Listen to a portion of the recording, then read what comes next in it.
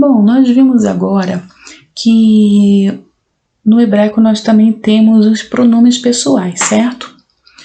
Porém, no hebraico existe uma situação que é um pouco diferente do que nós vemos aqui na nossa língua portuguesa, que é um assunto que eles chamam de sufixos pronominais. O que vem a ser então esses sufixos pronominais? Eles fazem o seguinte: parte dos pronomes pessoais, ou seja, uma parte desses pronomes pessoais é anexada ao final de uma palavra para definir a quem pertence aquela palavra, caso ela seja um substantivo, por exemplo, um objeto.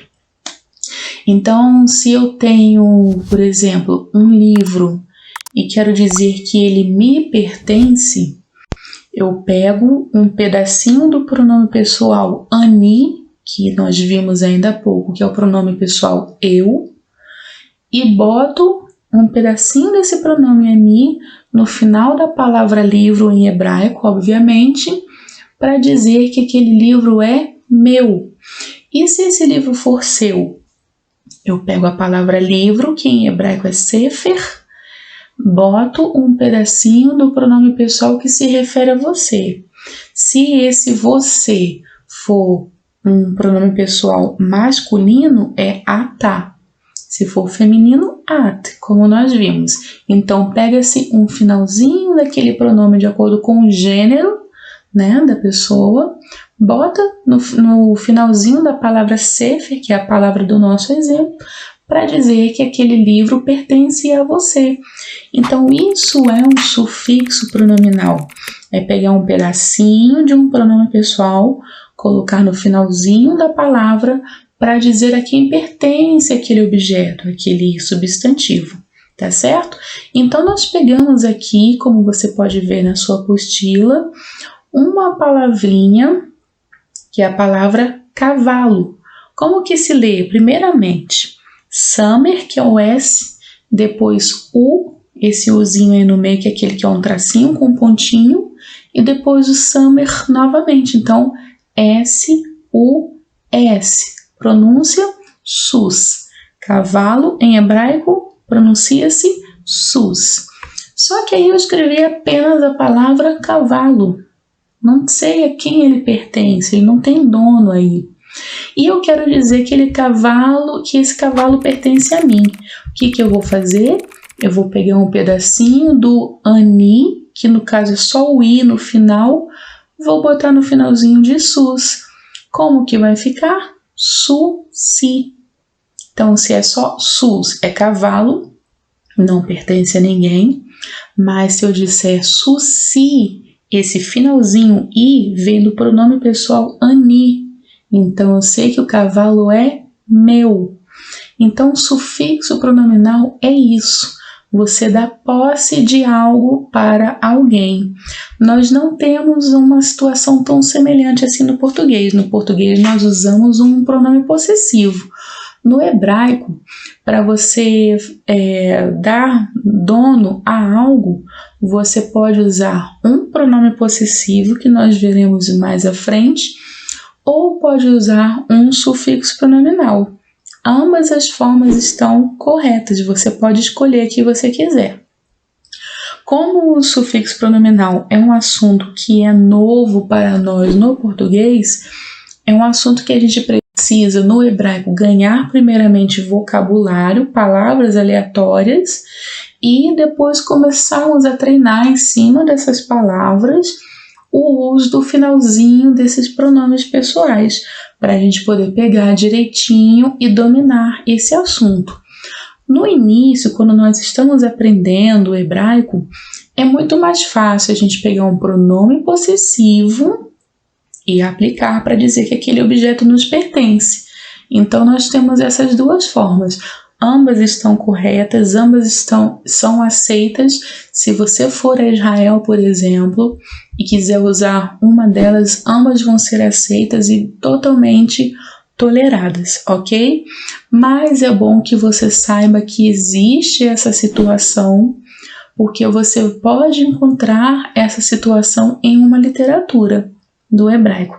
Seja o hebraico antigo, seja o hebraico moderno. Onde você vai encontrar o hebraico antigo? Por exemplo, o hebraico bíblico é um hebraico antigo.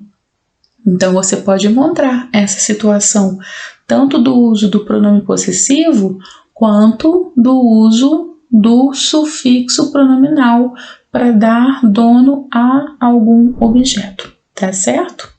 Só para você ter uma ideia de como que funciona. Então, hoje em dia, já puxando agora para o gancho dessa situação dos tipos de hebraico, nós vimos lá na introdução que existem dois hebraicos, o antigo e o moderno. O antigo a gente fala mais que é o hebraico bíblico, tá? Ele é usado hoje em dia não para o nosso cotidiano. Se você for viajar a Israel, você for morar lá, você vai usar o hebraico moderno. Mas, se você quiser... Olá, peço desculpas por interromper sua aula por um breve momento, mas tenho algo importante e vantajoso para compartilhar com você. Se você está gostando desta aula, tenho uma ótima notícia. Agora, você pode levar sua experiência de aprendizado para o próximo nível fazendo sua matrícula em nosso site. Ao se matricular, você terá acesso exclusivo a uma série de benefícios. Primeiro, você pode baixar a apostila completa do curso em PDF, perfeita para acompanhar as aulas e revisar o conteúdo sempre que precisar. Além disso, ao concluir o curso, você terá a oportunidade de adquirir um certificado de conclusão, um grande passo para o seu desenvolvimento profissional e acadêmico. E sabe o que mais? Ao assistir às aulas diretamente em nosso site, você terá uma experiência de aprendizado sem interrupções ou propagandas. Isso significa mais foco e eficiência no seu estudo. Então, não perca essa chance. Clique no link na descrição deste vídeo ou visite nosso site para se matricular agora mesmo. É rápido, fácil e vai transformar a maneira como você aprende. Agora, vamos voltar à aula. Obrigado por sua atenção e nos vemos no site. Ler a Bíblia em hebraico, a Bíblia hebraica, Torá, ou qualquer outra literatura religiosa hebraica, você vai usar o hebraico bíblico, que é a mesma coisa do hebraico antigo, tá bom? Então, você precisa saber os dois hebraicos. Tem muita diferença entre um e o outro? Não muita. Muita coisa da gramática permaneceu no hebraico moderno, como nós vimos com aquela reestruturação feita por Eliezer ben Yehudá. Porém, o hebraico moderno, se você for estudar, você vai ver que tem muitas palavras que vieram de outras línguas, também vimos isso lá na história do hebraico, e a gramática é mais desenvolvida do que a do hebraico bíblico. A época do hebraico bíblico era uma época em que o hebraico não era desenvolvido gramaticalmente, então era um pouco confuso de se entender. Então esse trabalho do hebraico moderno também reestruturou essa parte da gramatical, que era realmente um pouco pobre, digamos assim, no hebraico bíblico. Era uma coisa muito sem evoluções, sem muito tratamento. Então, o hebraico moderno tem mais coisas para você estudar, tem mais regras gramaticais e um vocabulário muito maior. Se você pegar o hebraico bíblico, que é o hebraico antigo, você vai ver um vocabulário muito restrito, uma determinada quantidade de palavras. Já o moderno não. O moderno é tão amplo quanto a nossa língua portuguesa, que tem milhares de palavras, tá certo? Nós vamos ver agora o artigo. Assim como nós temos artigo no português, temos também no hebraico. O artigo é aquele elemento de um texto que aponta para algo. O carro, a casa, o papel, enfim, o artigo é isso. Então, no hebraico é a mesma coisa. O artigo, na língua hebraica, vai apontar para algo. Só que nós temos uma diferença pequena. Na nossa língua portuguesa, o artigo é definido como artigo definido, é classificado, aliás, como artigo definido e como artigo indefinido. Temos plural e singular, certo? Como que é o artigo definido? O, a e no plural os, as. E o indefinido? Isso no português. Umas, no plural uns, umas, certo? No hebraico, na hora da sua pronúncia e na hora de você escrever, você não vai encontrar artigo indefinido, ok? Vai existir só o definido, o, a, os, as.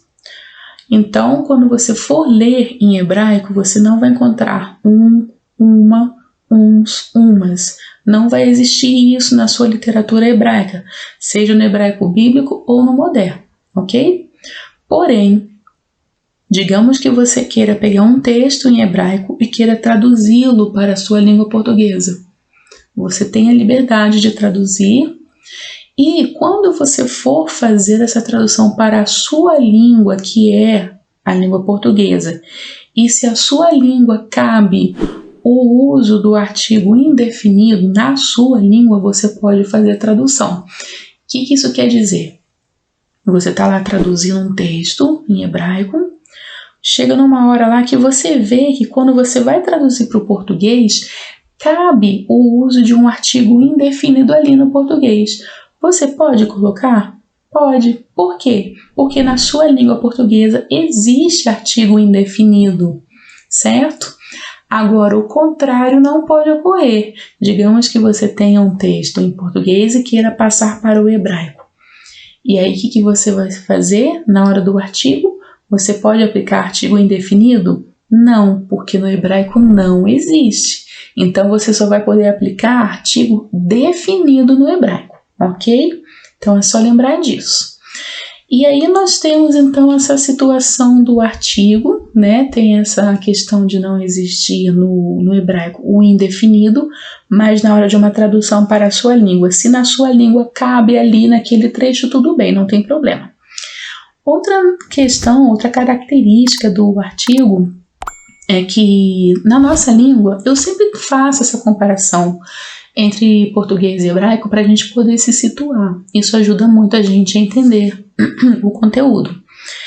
No português a gente separa, né? A gente escreve o artigo, dá um espaço e escreve a palavra seguinte. No hebraico não. O artigo já vem colado com a palavra seguinte, sempre, sem nenhuma exceção. Como você pode ver aí na sua apostila, a palavra sus, que já é uma palavra que acabamos de ver, que significa cavalo. E na frente eu botei o artigo, que é um H e o A embaixo.